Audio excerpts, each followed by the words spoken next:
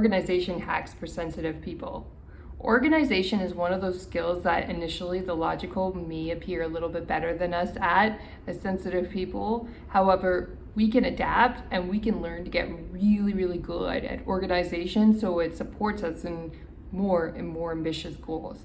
As life gets more complex, if you travel more, if you start owning multiple homes or living in multiple places, what happens is it becomes easier for everything to fall into chaos. Ironically, success can actually bring more stress into people's lives unless you have a system of organizing each area of your life. If you're going to travel and do a certain activity outside on a regular basis, for example, I like to swim, I keep a little backpack with swimwear and towels in it, so when I go to the pool, I'm prepared. I have another little pack that includes a yoga mat and some towels for a hot yoga class that I also keep in my car if I'm going into a yoga class so that I can stay organized and make sure I have everything for the yoga class. And for other activities that I don't do so regularly, if it's an occasional request, I have learned that I have to be extra cautious as a sensitive person and give myself a lot of time if somebody asks me to do an unusual thing. I had this recently where somebody asked me to bring a cutting board and a knife with me where I was going, which is a really unusual request for me. I don't typically carry my cookware or any knives with me when I'm going to do something. But it was an emergency last minute request because we were supposed to have a picnic and then there was a change in plans due to the weather and we decided to prepare a lot of food inside together as a group. And that was the one time that I actually dropped my keys. And you know what it was? It was because I was carrying a knife with me. So I have learned that I have to have a separate cooking pack. If I am going to go out and do cooking at somebody else's house, I need to find a way to bring a knife with a specific case, and I have one that's ceramic that it has a little wrapper on it so it doesn't cut anything when I take it out. And I have to bring a specific cutting board that I've put aside and organized.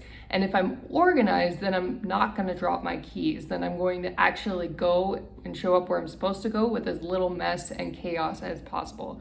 When you're organizing your life, if you're traveling on an airplane, for example, there are ways to plan for that, including getting travel size cosmetics, shampoo, conditioner, toothpaste, and all of those. You should have that in a little case, including something for moisturizing and washing your face. Maybe you have medication in case you feel sick.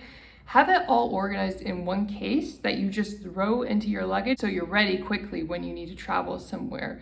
If you're traveling somewhere else in the car, you need a different care package. You need a blanket in case you get stranded somewhere on the road. You need equipment in order to fix your car. Whatever those things are, you should have a pack and you should be ready before you go on a long road trip. Make sure you fill the gas tank with gas. And the other thing you want to organize in advance is your gym clothes. If you're going to a gym and you wear professional clothes during the day, you want to keep a separate outfit in a bag with shoes that you take with you to the gym. So you're not going to the gym in a skirt or in a dress pant. You are able to change and dress appropriately for the gym. That sets you up for success. Or if you're hiking, you need separate hiking clothes. You need to think about shoes that you're okay with getting dirty that are a little bit worn, or pants that cover your ankles so you're not getting ticks on your legs, or long socks. These things help you feel comfortable. They help you feel engaged when you're in the activity and you're out in nature, and then you're going to feel good and you're going to feel prepared wherever you go. You're not going to be worrying at the last minute about something that you've forgotten. You want to have something separate for camping where you include things like sunscreen and bug spray, and you make sure those products are up to date and they haven't expired.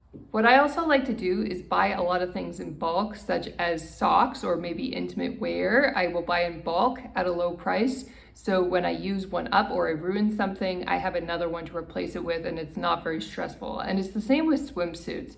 I like to keep extra bottoms or extra tops because sometimes one will wear out and not the other.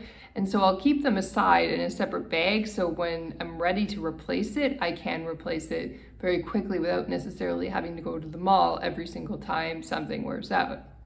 I have another separate bag where if I'm hanging out with Asian people who like to wear indoor shoes, I have my own indoor shoes that I wear on their premises that I keep clean and tidy to respect their culture.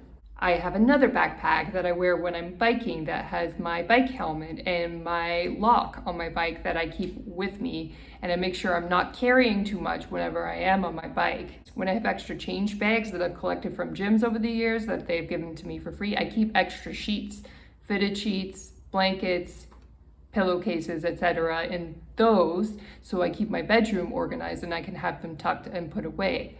I have a cardboard box where I keep all of my lights that I use for videos, and depending on the day I use some lights and not others, but I can always customize and set up my video filming area to have as much lights as I need. Then I also have a separate bin where I keep laptops and anything that supports my writing goals in order to achieve the amount of writing I want to do every single day. I also have separate laptops for other work priorities that are not related to my creative writing. That may sound like a lot. Your needs may not be the same organizationally as mine. These are just some examples of how I organize important priorities in my life so that I feel happy and confident and secure that I have everything when I go out or when I go to work on something at home. I'm prepared and I have everything that I need. You don't have to be Marie Kondo in order to have a high level of organization. You need enough so that it's easy for you to go in and out of your responsibilities when you need to during the day, and that you're not getting caught looking for something that's lost because you've misplaced it.